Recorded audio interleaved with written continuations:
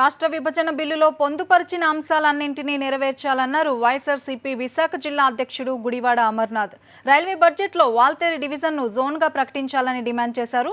ప్రత్యేక జోన్ను తీసుకురావడంలో పాలకులు విఫలమయ్యారని విమర్శించారు.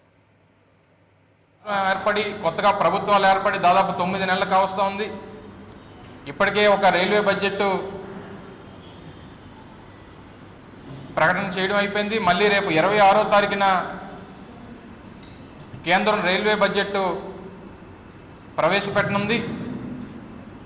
ఈరోజు జిల్లా వైఎస్ఆర్ కాంగ్రెస్ పార్టీ తరఫున కానీ జిల్లా ప్రజల తరఫు నుంచి కానీ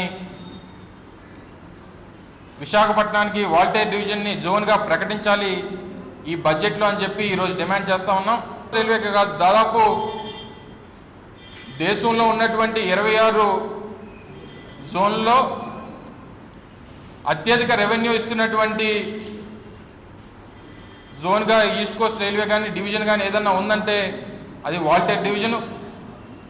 అటు రైల్వే జీఎం కానీ లేకపోతే ఇక్కడ ఉన్నటువంటి డిఆర్ఎంలు కానీ లేకపోతే ఈ ప్రాంతంలో ఉన్నటువంటి ప్రజలు కానీ అందరికీ తెలుసు, దాదాపు 6,000 కోట్ల రూపాయల రెవెన్యూ అందిస్తున్నటువంటి డివిజన్ ఏదన్నా ఉందంటే దేశంలో 4వ స్థానంలో ఈరోజు వాల్టేర్ డివిజన్ ఉంది.